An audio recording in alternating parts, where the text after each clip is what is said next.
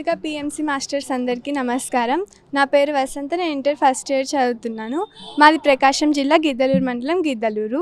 నేను ఎలా ధ్యానంలోకి వచ్చానంటే మా పేరెంట్స్ ద్వారా నేను ధ్యానంలోకి వచ్చాను. నాకు ఊహ తెలిసినప్పటి నుంచి నేను ధ్యానం చేస్తూనే ఉన్నాను. కాబట్టి ధ్యానం ముందు ధ్యానం తర్వాత డిఫరెన్స్ అనేది లేదు. కాకపోతే కొన్ని రోజులు గ్యాప్ వచ్చిన తర్వాత డిఫరెన్స్ చూస్తే ధ్యానం చేసేటప్పుడు ఒక ఆత్మసంతృప్తి ఆనందంగా ఉంటుంది. కానీ మిగతా సమయాల్లో సంతోషం మాత్రమే ఉంటుంది. అప్పుడు మాత్రం ఒక ఆత్మసంతృప్తి ఉంటుంది. ఇంకా ధ్యానం చేసేటప్పుడు మనలోని పరమాత్మని కలుసుకునేటప్పుడు ఎంతో ఆనందంగా, మామూలుగా ఉన్నప్పుడు వేరే వేరే ఆలోచనలు వస్తుంటాయి. కానీ ధ్యానంలో చేసేటప్పుడు ఏం ఆలోచనలు రాకుండా బ్రెయిన్ అంతా ఫ్రెష్గా అయిపోతుంది, ప్రశాంతతగా ఉంటుంది. ఏమన్నా కోపం వచ్చినా లేకుంటే ఇంకేమైనా బాధ ఉన్నా ధ్యానం చేస్తే అన్నీ తగ్గిపోతాయి. ధ్యానం చేయడం వల్ల ఏమన్నా పరిస్థితులు బాగాలేకున్నా, ఎలాంటి ఆరోగ్య సమస్యలు ఉన్నా పోతాయి. ఎలాంటి నొప్పులు కానీ ఎలాంటి బాధ కానీ ధ్యానం చేస్తే అలాంటివి ఏమీ ఉండవు. ఇంకా బ్రెయిన్ షార్ప్ అవ్వడం, మెమొరీ పెరగడం అలా ఉంటాయని చెప్తారు. ధ్యానంలో ఉండేటప్పుడు ఇప్పుడు మిగతా సమయాలతో పోల్చుకుంటే అప్పుడు ధ్యానం చేసేటప్పుడు ఒక రకమైన సంతృప్తిగా ఉంటుంది. ధ్యానం చేయడం వల్ల ఉపయోగాలు అంటే ప్రతిదీ మనకు అన్ని ప్రాఫిటే ఉంటుంది. ధ్యానం చేస్తే ప్రతి ఒక్కరు ధ్యానం చేయాలని కోరుకుంటున్నాను. అందరు నాన్ వెజ్లో ఎక్కువగా విటమిన్స్ అండ్ ప్రోటీన్స్ ఉంటాయి అనుకుంటారు, కానీ శాకాహారంలో ఇంకా దానికంటే ఎక్కువగా ఉంటాయి. మనం జీవహింస చేయకూడదు, జీవహింస మహాపాపం అన్న వినరు, కానీ ఒక్కసారి దాన్ని మాని చూస్తే చాలా వరకు మనకి డిఫరెన్స్ అర్థమవుతుంది. నాన్ వెజ్ తింటే అన్నీ వస్తాయి అనుకుంటారు, కానీ ఆరోగ్యం శాకాహారంలో కూడా ఉంటుంది. కాకపోతే మనం శాకాహారంలో ఆకుకూరలు అన్నీ తిన్నప్పుడు దానికంటే ఎక్కువగా ఉంటుందని తెలుస్తారు, కానీ అది ఎవ్వరూ పట్టించుకోవట్లేదు. శాకాహారం తినటం వల్ల ఇంకా నాన్ వెజ్ కంటే ఎక్కువగా మనకి ఆరోగ్యం ఉంటుంది. కాబట్టి అందరు శాకాహారమే చేయండి. ఇప్పుడు ధ్యానం చేయాలంటే బిజీగా ఉంటామన్న వాళ్ళకి ఇది ఒక మంచి అవకాశం. కరోనా వచ్చినప్పటి నుంచి అంతా బ్యాండ్ అయింది, అన్ని హాలిడేస్ వస్తున్నాయి. ఇప్పటి వరకు నేను కూడా 10th క్లాస్లో చదువు కోసమని లేకుంటే వేరే దానికోసమని బిజీగా ఉంటారు అందరూ, బిజినెస్లో కానీ జాబ్స్లో కానీ. కానీ ఈ కరోనా టైంలో మనం హాలిడేస్ని వచ్చినందుకు బాధపడకుండా వాటిని సద్వినియోగం చేసుకోవాలంటే ధ్యానం చేయడం మంచి ఉత్తమమైన ఆలోచన. మనము ఎలాగ ఉన్న సమయాన్ని చేసుకోవాలి, ఎలాగ మేనేజ్ చేసుకోవాలి అనుకునే వాళ్ళకి, ఇప్పటి వరకు మేము ధ్యానంకి టైం సరిపోక చేయలేదు ధ్యానం అని చెప్పే వాళ్ళకి ఈ టైంలో ధ్యానం చేయడానికి మంచిగా ఉపయోగపడుతుంది.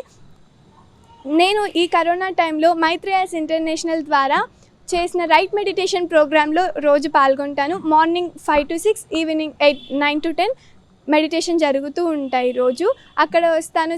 సండే ఇనిషియేషన్స్లో పాల్గొంటుంటాను. ఇలా రోజు ధ్యానం చేయడం వల్ల ఎంతో బాగా అనిపిస్తుంది, సంతోషంగా ఆనందంగా ఉండగలుగుతున్నాను.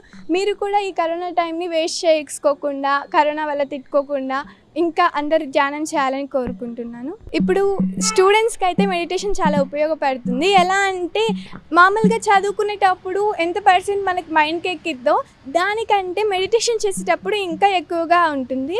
చిన్నప్పుడు నేను ధ్యానం చేస్తే నిద్రపోయేదాన్ని, కానీ తర్వాత ధ్యానం ఎలా చేయాలని తెలుసుకున్న తర్వాత ఇంకా ధ్యానం 4th నుంచి అలా ఎక్కువ చేసేదాన్ని. అప్పటి నుంచి నాలో ఇంకా ఇంప్రూవ్మెంట్ ఎక్కువగా వచ్చింది. ఎలా అంటే మెడిటేషన్ చేసేటప్పుడు మనకి కాన్సన్ట్రేషన్ పెరుగుతుంది మైండ్లో. ఇప్పుడు స్టూడెంట్స్కి చదువుకునేటప్పుడు చాలామందికి రాదు అంటారు, డల్లర్స్ అంటూ ఉంటారు. అలా కాకుండా మనం మెడిటేషన్ చేస్తే ఇంకా మన మైండ్ షార్ప్గా అవ్వడానికి, ఇంకా మనం ఎప్పుడైనా చదివేటప్పుడు కాన్సన్ట్రేటెడ్గా చదవడానికి, 45% వచ్చే దగ్గర 90% రావడానికి, అలా మన మెమొరీ షార్ప్ అవుతూ ఉంటుంది. మనం ధ్యానం చేయడం వల్ల అలా షార్ప్ అవుతూ ఉంటుంది కాబట్టి ఈజీగా మనం ధ్యానం చేయొచ్చు.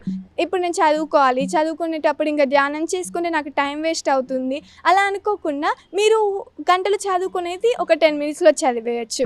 అలా మీకు తక్కువ టైంలోనే ధ్యానంకి స్పెండ్ చేస్తే 20 minutes ధ్యానం చేసుకోండి. అలా చూసిన ½ an hour, 1 hourని మీకు ఇంకా టైం సేవ్ అవుతుంది, కానీ ఇంకా టైం అయితే ఎక్కువ పడదు. కాబట్టి చదువుకునే స్టూడెంట్స్ కూడా ధ్యానం చేయవచ్చు. నార్మల్గా మెడిటేషన్ చేసేటప్పుడు ఇంకా చాలా ప్రోగ్రామ్స్ జరుగుతూ ఉంటాయి కదా. అలా నేను పత్రిజీ సార్ని మీట్ అవ్వడం, ఇంకా చాలామందిని మీట్ అయ్యాను. కానీ ఎప్పుడు కంటే అలా ప్రోగ్రామ్స్కి వెళ్ళినప్పుడు గ్రూప్ మెడిటేషన్స్లో ఇంకా సింగిల్గా కూర్చుని ఇండివిజువల్గా కూర్చుని కంటే గ్రూప్లో కూర్చున్నప్పుడు ఎనర్జీస్ ఎక్కువగా ఉంటాయి. ఈ మధ్య నేను పత్రిజీ గారు చేసిన ఒక ప్రోగ్రామ్కి వెళ్ళాను. యాక్చువల్గా నేను ఎప్పుడు half an hour 1 hour meditation చేస్తూ ఉంటాను. కానీ అక్కడికి వెళ్ళిన తర్వాత నాలో ఉన్న ఎబిలిటీ పెరిగింది. కనిగిరి దగ్గర నందనమారళ్ళ గ్రామం దగ్గర కాశీనాథ ఆశ్రమంకి అక్కడ మెడిటేషన్ జరిగింది. శివరాత్రి రోజు నైట్ మెడిటేషన్ అనమాట. అక్కడ ఒకేసారి 2 hours మెడిటేషన్ చేశాను. అప్పటి నుంచి నా ఎబిలిటీ పెరిగింది. ఇంకా ఇండివిజువల్గా చేసే ఎనర్జీస్ కంటే అక్కడ అంతమందిలో కూర్చొని చేసేటప్పుడు ఎనర్జీస్ ఇంకా ఎక్కువగా ఉన్నాయి.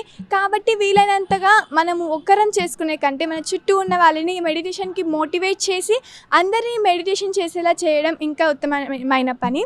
అందుకని అందరం మెడిటేషన్ చేద్దాము. ఇంకా వేరే వాళ్ళని కూడా ఇన్స్పైర్ చేస్తూ మెడిటేషన్ చేద్దాము.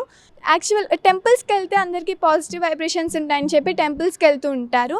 అలాంటి వాళ్ళకు కూడా ఇంకా దానికంటే ఎక్కువగా మంచిగా వైబ్రేషన్స్ వస్తూ మనకు పీస్గా ఉండడానికి, పీస్ఫుల్నెస్ కోసం వెళ్ళే వాళ్ళకి ఇంకా మంచి ఆలోచన ఏంటంటే ఇలా మెడిటేషన్ చేయడము. మెడిటేషన్ చేస్తున్నప్పుడు అక్కడికంటే ఇంకా ఎక్కువగా ఉంటాయి. మీకు వెళ్ళాలి అనిపిస్తే అక్కడ టెంపుల్ దగ్గరే చేయండి.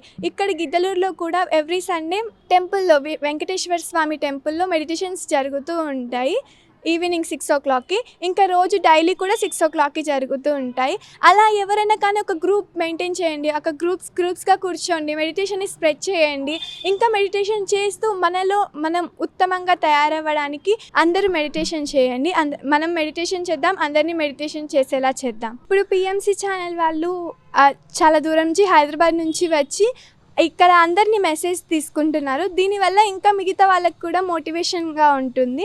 ఇంకా చాలామంది మెడిటేషన్ చేయడానికి కూడా ఇది తోడ్పడుతుంది. ఇలా పిఎంసి ఛానల్ వాళ్ళు ఇక్కడికి వచ్చి అంత దూరం నుంచి మాకు దగ్గర నుంచి ఇలా మెసేజ్ తీసుకున్నందుకు మేము ఇంకా ఇలా చాలామందికి మెడిటేషన్ చేయమని చెప్పేలా మాకు ఒక మోటివేషన్ ఇచ్చినందుకు పిఎంసి ఛానల్కి థ్యాంక్స్. అందరూ పిఎంసి ఛానల్ చూస్తూ ఇంకా దానిని ఇంప్రూవ్ చేయాలని, అందరూ దాని ద్వారా మెడిటేషన్ నేర్చుకోవాలని, మెడిటేషన్ చేయాలని అనుకుంటున్నాను.